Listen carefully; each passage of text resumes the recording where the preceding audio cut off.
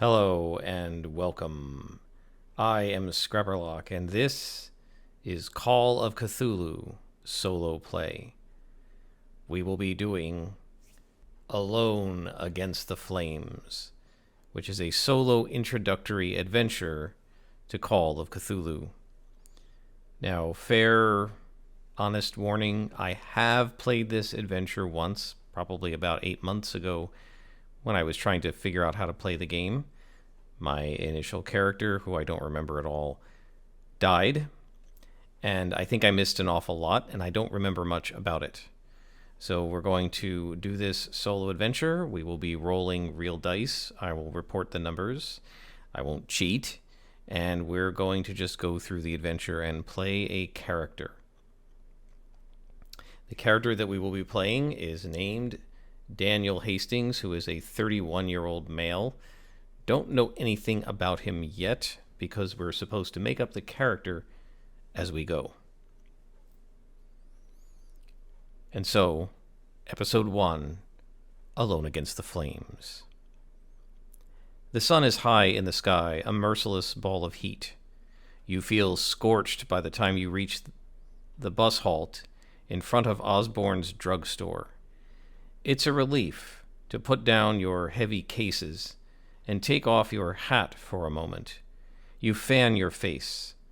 It has been a long summer here, in your hometown, and yet, curiously, an empty one. You look across the street at the grubby butcher shop, the grocer's with its faded awning, and the shabby tobacconist. Mistrustful faces glare at you as they pass, eyeing your clothes and luggage. It was your parents' choice to live here, not yours. You were a happy child down south, in Providence, among the white-walled houses and leafy churchyards. Perhaps this new job in Arkham will supply the change you need. Yet everybody you know in the world lives here. You know nobody in Arkham, not one soul. You ask yourself one last time if you're doing the right thing. The answer is here. None of your supposed friends have come to see you off. You are alone. Whatever challenges lie in Arkham, it will be a new life and a brave one.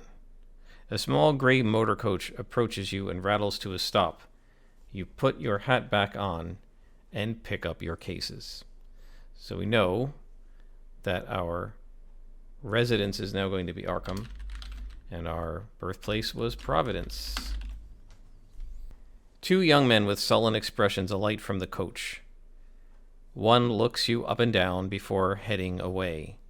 The driver also steps down, glancing at you before crossing the road to visit the tobacconist. When he returns, he is rolling a cigarette between his yellowed fingers. He gives it a final twist and examines you as he reaches for his matchbox. He is a thin man in his 50s, dressed in a stained shirt with the bus company emblem, yet his eyes are sharp in their dark sockets. "Where to?" You show him your ticket for Ossipee. From there, you will connect to Rochester and Portsmouth before the coastal line to Newburyport and finally Arkham. You should be able to afford a rail ticket for at least some of the way. Otherwise, this will be the first of many long bus trips. The driver scratches the match and lights his cigarette. The end flares as he takes a draw. Then he exhales and gestures to the back of the coach. "Luggage rack's up there." And now what we're going to do is allocate the characteristics for our character Daniel. I have already done this. This is a starting array, so they tell you the values and you put them where you want. Daniel has a 50 strength, a 60 constitution, a 50 size, a 60 dexterity, a 40 appearance, an 80 education, a 70 intelligence, and a 50 power. He has 50 sanity points, 10 magic points, should he need them, and 11 hit points. and his movement rate is 8. The driver smokes and watches as you drag your cases to the back of the motor coach. The rack is set inconveniently high on the vehicle. You get a grip on the heavier case. The driver continues to enjoy his cigarette, watching you with keen interest as you struggle with your cases. You grit your teeth and heave the second one into place. Perhaps the residents of Arkham will have better manners. The driver flicks his cigarette into the gutter and steps into the motor coach. Its engine coughs to life. You board, grateful that you will be the only passenger for the initial part of the trip at least. With mixed emotions, you watch from the window as the tired avenues of your old home slip behind you, receding into the distance. For a few minutes, you can still see the church spire over the brow of a low hill. Then the road dips and it, too, is gone. Arkham is your new home. You will travel there and make a new start. The coach putters through the countryside. At first, the interior is stifling and your stomach lurches with every bend in the road. However, the driver opens his window and by switching seats you find a spot where the breeze hits your face. You soon relax into the journey, observing the quaint little hamlets that the coach serves. A heavy-set woman boards at one settlement and gives you a polite nod.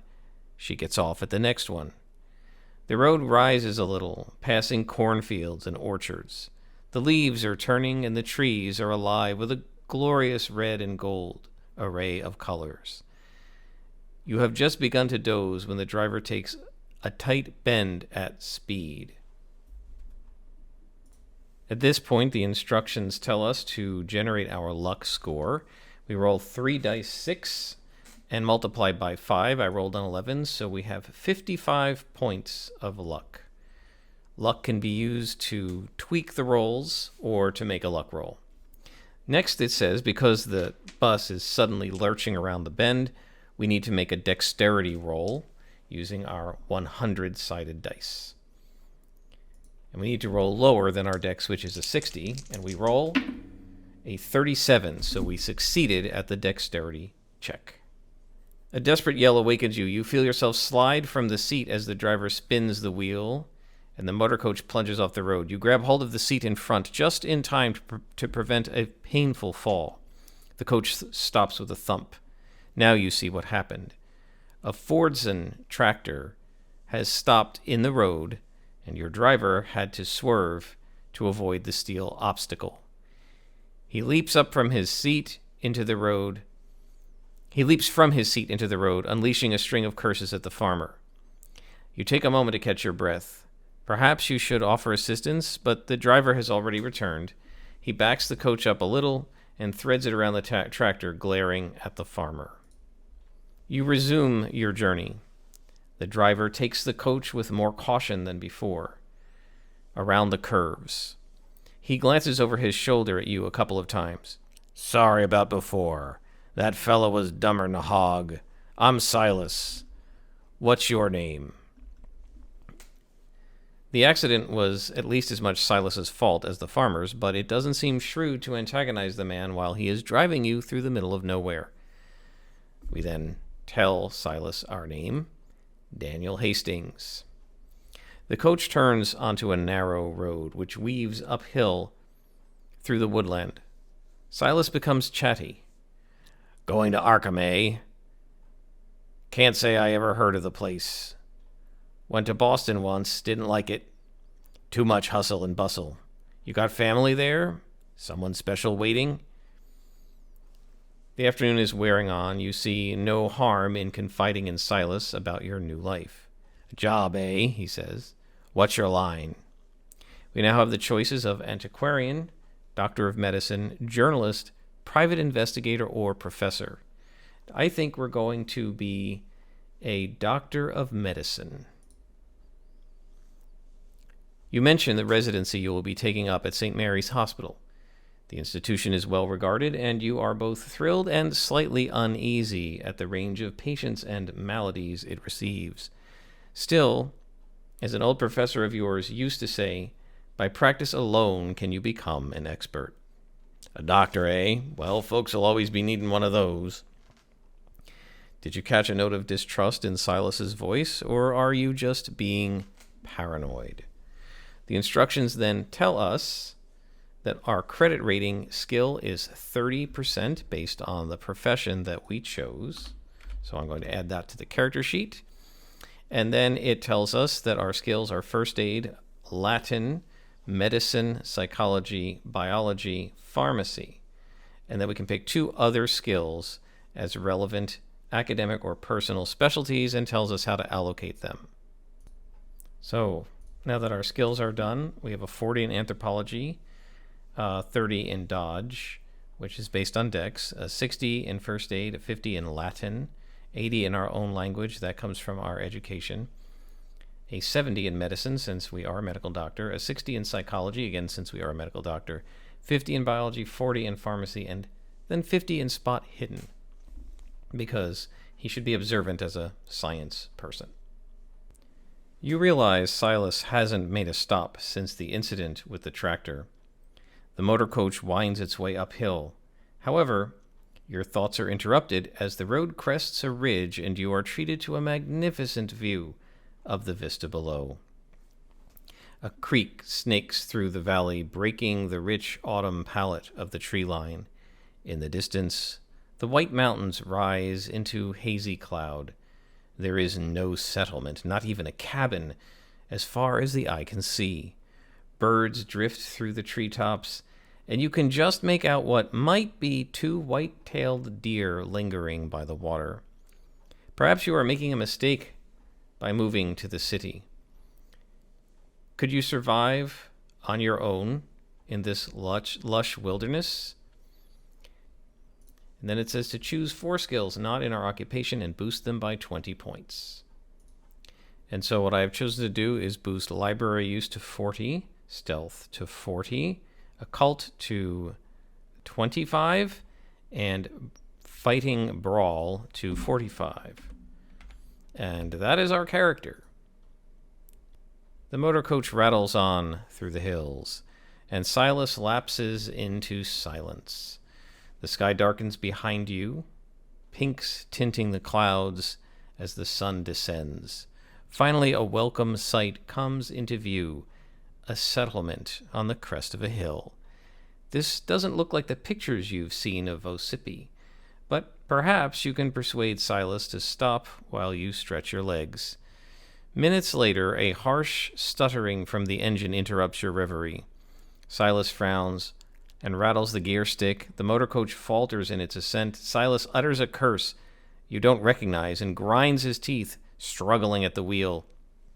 You seem to inch up the hill until you reach the first buildings, low dwellings constructed from a rough red stone.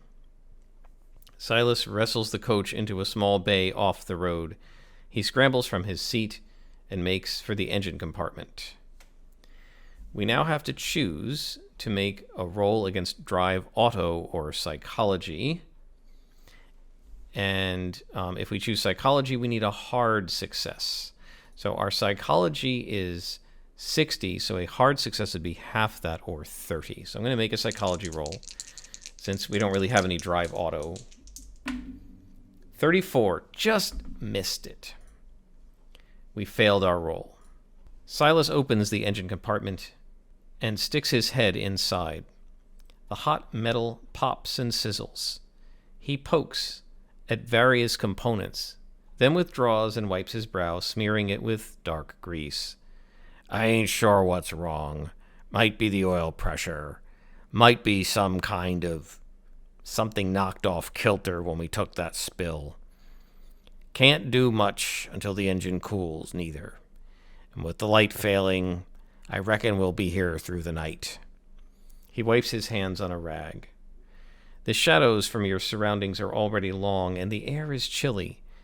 You feel stiff from the journey, and a night in the rickety coach sounds unappealing. Silas sees your dismay. This here's Emberhead. Miles from any place. I only come through once a week, but the folk here are good people. May Ledbetter keeps a spare room. She'll look after you. Up that alley. Turn right. First house on the left. He scratches his cheek, looks again into the engine compartment, and spits on the ground. Meet me back here at 8 in the morning, and we'll see how we stand. So now we have a choice of looking for May Ledbetter's house, asking Silas where he will spend the night, or challenging him about the breakdown. I think I'm just going to look for May Ledbetter's house. You drag your cases between the sullen buildings. You feel surprisingly weary, considering you have spent all day sitting down. Silas's directions lead you to a modest dwelling with a slate roof. The nameplate reads Ledbetter, and underneath, a sign in neat copperplate reads Lodging Room. The lane around you is gloomy, but a lamp flickers in the window. A breeze chills your face. You're not about to begin your new life by sleeping in the street. You rap on the weather-beaten door. After a moment, you hear footsteps inside the house, and a bolt is drawn back, and the wooden door swings open. A figure with loose curls and a rough-looking house dress peers at you. Her gaze takes in your traveling suit and your cases. Her voice has a slight Irish lilt, which your narrator will not attempt. Hello. Should I take it as you're looking for a room for the night? You inquire as to her rates, suppressing a grimace. As far as you've seen, the village does not offer you many alternatives. Oh, you'll find them very reasonable, she says. You look tired. I'm May. Come inside, and we'll talk over a cup of tea. The Ledbetter house feels cramped, with a low ceiling and simple fittings, but it is well kept, and a cheerful fire crackles in the grate. The aroma of tea is soothing, and the cup warms your fingers. Have you come to Amberhead for the festival? Asks May. So now we can either tell what happened on the coach or ask about the festival. So let's ask about the festival. Well now, I suppose the festival is about the only reason folks come to Amberhead. I thought you had maybe come to study it or take photographs. Well, it's not tomorrow night, but the night after. I suppose it looks very strange to the passers-by. May tops up your tea. The spout chinks against your cup. We've got the beacon, you see. One night every year there's a torchlit procession, and we light the beacon on the cliffs. You've never seen the like of it. They say it keeps the spirit of the village alive for another year. A celebration. A celebration. She trails off for a moment, and then blinks. But you didn't come here to listen to me blather, and you must be hungry. I can rustle you up a bit of stew. How would that be? You ask again about her rates, and May names a price so low you accept it without hesitation. The room is small but comfortable, and the stew dark and hearty. After dinner, you have a couple of hours before your usual bedtime. We can talk to May, we can walk around and get our bearings, or we can turn in for an early night. Let's talk to May some more. May talks about life in Emberhead. In her letters, my sister always asks if I'm not bored, living in such a small place. She lives in New York. Then she writes about how frightened she is to walk home at night. I ask you. You mention your hopes for a new life in Arkham. May doesn't seem to hear you. It's a small place here, yes, but that means we have real community. Everybody's face is known. Everybody works together. Nobody is excluded, except those who would exclude themselves, of course. I couldn't live anywhere else now. Now we have a chance to make a charm roll to charm May. Our charm skill is sadly only 15. And we roll a 73, so we failed. As the hours wear on, you are amused to hear May transform into a sort of tourist guide. Of course, the views from here are spectacular on a good day. A clear view all the way around. If you're a painter, you'll be right at home. If your tastes run more to the artisan, there are workshops on Silbury Street. Just at the end here, turn right. They're not set up for visitors, you understand, but you'll see the real craftsman at work, the genuine article. Now, if you're looking for freshly baked bread, it seems a shame to point out that you intend to be on the road again shortly. You let May continue until she begins to yawn. Will you listen to me yapping? Time to turn in. When would you like your breakfast? As May stands, you hear a clunk behind you. You look over your shoulder, but all you see is a wooden door securely closed. May tuts. The young lady of the house.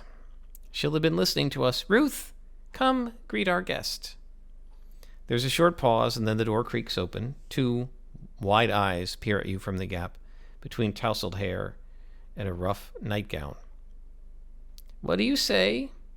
The eyes blink. Pleased to meet you. Now get back to bed. The door closes again. My daughter Ruth, 10 years this summer. She's a delight and a torment, all in one. Don't worry, she sleeps with me. She'll not disturb you. Good night now. You retire to your room. It is a little chilly, but you are too tired to worry about lighting the fire. The sheets are clean and the bed soon warms up. The silence outside is strange after living in a town for so long, but you soon drop off. And I think that is where we will end our first episode of Alone Against the Flames. I hope you've enjoyed it. Until the next episode, I am Scrapperlock, and this has been Call of Cthulhu.